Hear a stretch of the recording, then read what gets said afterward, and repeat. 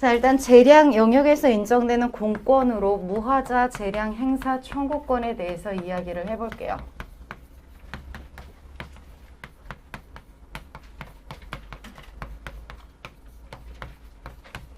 없을 무자를 쓰는 거거든. 그래서 하자가 없는 재량권을 행사해 주십시오. 이렇게 청구하는 게 무하자 재량 행사 청구권이고요. 자, 여기에서 하자라는 게 도대체 무엇이냐? 재량에 있어서 하자가 뭐냐라는 건데요. 요거는 일탈, 남용을 이야기해요. 일탈, 남용을. 자, 어디 펴보냐면 우리 전에 재량 행위할 때 재량 행위 얘기하면서 왜 117쪽에 도로교통법 115쪽에 도로교통법 제93조 얘기했던 거 기억나요? 뭐 몰라도 돼. 자, 봐봐. 음주운전을 했을 때 어떤 조치를 받을 수 있다 그랬지? 면허 취소나 면허 정지. 면허 정지 얼만큼? 내가 언제 그랬어?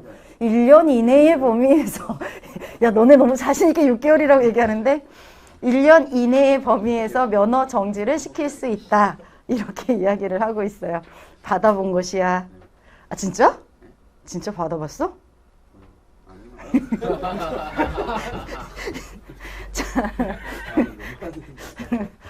1년 이내의 범위에서 면허 정지를 할 수 있다. 1년 이내. 1년이라는 지금 한계점을 설정해 준 거야. 그런데 그걸 벗어나서 1년 1개월의 면허 정지를 했다면 이건 법규가 정한 한계를 벗어난 거지. 요런 걸 일탈 또는 6월이라고 부르는 거야. 우리 지난주에 얘기할 때 그랬잖아. 학교 선생님이 아이들이 선생님 말을 안 들어 훈계를 해야 된다 그랬지. 자, 그 중에서 앉았다 일어났다 서기를 하는 앉았다 일어났다를 하는 그런 훈계를 하려고 해. 그럴 때 500번 했다면 500번을 앉았다 일어났다를 하라고 했다면 해야 돼? 여기 다 터지는데? 실제로 500번 해갖고요. 다리 근육 터진 애 있어요. 다리 근육이 터져갖고요. 여기서 그게 터지면서 이 나쁜 게요. 온몸을 돌아갔고요. 실제로 밤에 화장실을 갔다가 검은색 소변을 본 아이가 있어요. 그래서 부모가 놀래갖고 애를 데리고 병원을 갔는데 병원에서 근육이 파열되면서 거기서 나온 독소가 지금 온몸을 돌았다. 그 아이가 앉았다 일어났다로 꽤 오래 했거든. 선생님 시켜서. 악에 받쳐서 했다 그런 일이 벌어진 거거든. 자, 실제로 이거는 뭐야? 지나쳐도 너무 지나친 거지. 그지? 요런 게 남용이야. 근데 꼭 그렇게 너무 지나쳐야지만 남용이냐? 그렇지는 않아. 적정 수준을 벗어났을 때 우리가 남용이라고 표현해. 비례 원칙, 평등 원칙, 또 뭐 신뢰보호 원칙 이런 것들을 벗어났을 때 남용이라고 부르는 거야. 근데 얘네들을 명확하게 구분하지는 않아요. 그냥 일탈 남용이 있어서 위법하다 이렇게 표현하거든. 요게 재량의 하자인데 요러한 하자가 없이 재량권을 행사해 주십시오라고 청구하는 거야. 자, 이때에 이 무하자 재량 행사 청구권은 선택 재량 영역에서도 인정이 되고요. 결정 재량 영역에서도 인정이 된다. 이렇게 이야기를 하고 있어요. 자, 그럼 선택 재량과 결정 재량이 뭐냐? 이건 우리 지난번에 얘기했었던 것 같은데. 자, 아까 운전면허를 받은 자가 도로교통법 제93조 운전면허를 받은 자가 술에 취한 상태에서 운전을 하면 이게 요건이다. 이런 요건이 충족되면 지방경찰청장은 면허를 정지하거나 또는 1년 이내의 범위에서 면허 취소를 하거나 오늘 내 손 다 망가지네. 면허 취소를 하거나 1년 이내에 면허 정지를 시킬 수 있다. 이렇게 써 있어. 자, 요건이 충족되면 이런 효과가 나타난다거든. 자, 그랬을 때 메모를 시킬 수 있다. 해석. 시킬 수 있다는. 네모를 할 수 있다는. 네모를 할 수도 있고 하지 않을 수도 있다야. 행정처대로 지금 선택하라는 거야. 네모를 할래 말래. 선택권 주어졌죠? 할 건지 말 건지를 결정하는 것 결정재량. 하기로 했어. 자, 네모를 하기로 했어. 그럼 어떤 행위를 해야 돼? 면허 취소나 면허 정지 중에서 선택해야 되지? 행위를 하기로 했을 때 어떤 행위를 할 것이냐? 행위를 선택하는 문제, 선택재량. 무하자 재량 행사 청구권은 할 수도 하지 않을 수도 있을 때 해도 좋고 안 해도 좋아. 다만 뭐만 없이? 하자만 없이 선택해라 이거야. 하기로 했어. 그래. 면허 취소를 해도 좋고 면허 정지를 해도 괜찮아. 다만 뭐만 없이 해라. 하자만 없이 해라야. 그래서 무하자 재량 행사 청구권은 여기서도 인정될 수 있고 여기서도 인정될 수 있다는 것이 다수설의 견해야. 물론 어떤 학자는 여기서만 인정된다라고 봐. 또 어떤 학자는 여기서만 인정이 된대. 근데 다수설은 둘 다에서 인정이 될 수 있다. 이렇게 이야기를 하고 있어. 그래서 선택재량, 결정재량 영역에서 모두 인정이 되고 있는 공권이다. 이렇게 알아두시면 되겠습니다. 되셨어요? 자, 페이지 62쪽 펴놓으시고요. 그러면 실제로 이 무하자 재량 행사 청구권은 어떠한 법리 때문에 발생을 한 거냐라는 건데요. 지금 일탈 남용이 없이 해달라 그랬잖아요. 이건 한계가 발달했기 때문에 이야기가 나오는 거거든요. 따라서 얘는 재량의 한계론이 발달함에 따라 인정이 되고 있는, 인정을 하고자 했던 공권이다. 이렇게 보시면 되는 겁니다. 자, 얘는 어떤 성질을 가지고 있냐면요. 지금 아예 요구를 하고 있죠. 하자 없는 재량권을 행사해라 라고 요구를 하고 있거든요. 이렇게 무엇을 하라고 요구하는 것 적극적 공권에 해당이 되는 거야. 근데 이걸 뒤집어서 이야기를 하면요. 위법한 재량 행사 때문에 나는 피해를 보고 싶지 않아. 지금 이렇게 얘기하는 거거든. 그죠? 하자 없이 해! 라는 말은 뒤집으면 나는 하자 있는 재량권 행사 때문에 피해 보고 싶지 않아. 라는 뜻이에요. 그래서 얘는 적극적 공권이면서 소극적이고 방어적인 공권에 해당이 된다. 이렇게 이야기를 하는 거야. 두 번째는 자, 아까 뭐라 그랬어? 해도 좋고 안 해도 좋고야. 어느 걸 해도 좋은데 문제만 없이 하자지.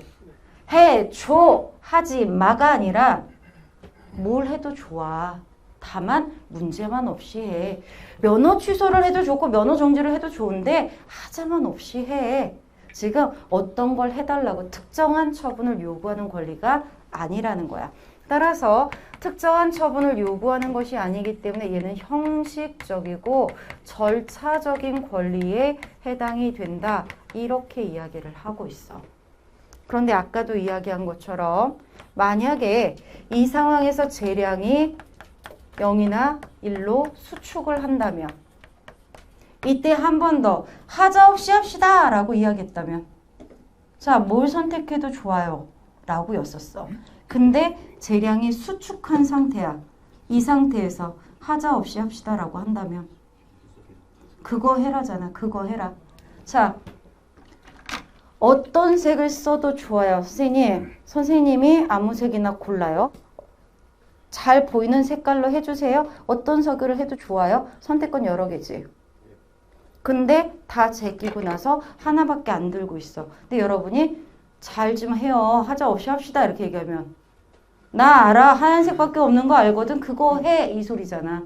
그지? 그래서 이렇게 형식적 절차적 권리였다. 재량의 수축을 하게 되면 더 이상은 형식적 절차적 권리가 아닌 거야. 그거 하라고 지금 특정 처분을 요구하는 권리로 바뀌어버리거든. 이걸 실체적이고 실질적인 권리로 전환이 된다. 이렇게 표현을 하는 거고요. 이때 성립되는 게 바로 행정 개입 청구권이에요. 그거 해주세요.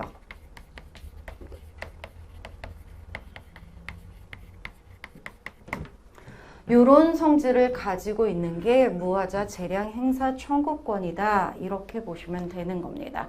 자, 얘를 인정할 수 있느냐, 이런 청구권을 인정할 수 있겠느냐, 여기에 대해서는요, 학자들 간의 견해 다툼이 있다라고 표현을 해요. 자, 일단 부정서를 주장한 학자는 이렇게 이야기합니다. 야, 지금 나를 위해서 뭘 해주세요 라고 요구하는 게 아니지 않느냐. 그죠? 지금 나를 위해서 어떤 처분을 해줘 이렇게 요구한 게 아니지. 그냥 문제없이만 하라는 거잖아.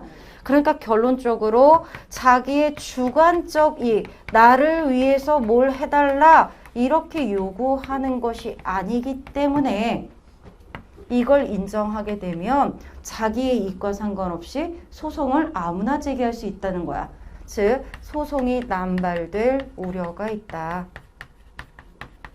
그리고 자기의 이익과 상관없이 소송을 제기하니까 객관적 소송으로 흘러갈 가능성이 많다라는 거야. 그래서 이거 인정하면 안 돼 라고 주장을 했던 거야. 근데 긍정설의 학자들은 뭐라고 이야기하냐면, 야, 나와 전혀 상관이 없다면 하자없이 합시다 라고 이야기할 필요가 있느냐라는 거야. 우리 지나가면서 나랑 상관없는데 지나가는 차 따라 똑바로 운전해 이렇게 얘기해요? 아니죠. 내가 얘기할 때는 분명히 뭔가 나하고 걸리는 부분이 있다라는 거지. 여기도 마찬가지라는 거야. 나하고 전혀 상관이 없고 나한테 전혀 어떤 이익과 상관이 없으면 굳이 내가 하자없이 합시다라고 이야기할 필요가 없다라는 거지. 결국 긍정설을 주장하는 학자는 야, 주관적 이익과 관련이 되어 있다는 거야. 그렇기 때문에 아무나 소송을 제기하지는 않는다라는 것이고요. 객관적 소송으로 흘러갈 가능성이 없다라는 거야. 또 하나, 자, 이걸 인정하게 되면요, 원고 적격의 범위가 늘어나요. 자, 소송을 제기할 수 있는 자의 범위가 늘어난다는 얘기는요, 구제받을 수 있는 사람들도 많아진다라는 이야기가 되는 거지. 그지? 국민들의 권익구제에 도움이 되니까 이거 인정해야 돼 이렇게 주장을 하고 있어. 자, 여러분한테 만약에 누군가가 어느 게 다수설이야 라고 물어보면 여러분 이렇게 판단하면 돼. 뭐가 우리한테 더 유리할까? 어떤 학설이 우리한테 더 유리할까를 판단하시면 돼요. 어느 게 더 유리해요? 이게 더 유리해요. 그래서 이게 다수설의 입장이다 이렇게 보시면 됩니다. 그러면 우리 대법원에서도 인정을 하고 있느냐라는 건데요. 대법원에서는요, 직접적으로 인정한 사례가 없어요. 어떠한 판례에서도 무하자 재량 행사 청구권을 직접적으로 인정한 판례는 없습니다. 다만 이 법리를 인정한 판례가 있다. 이렇게 이야기를 하는데요. 자, 바로 검사 임용 신청에 대한 거부 처분 취소 소송 사건입니다.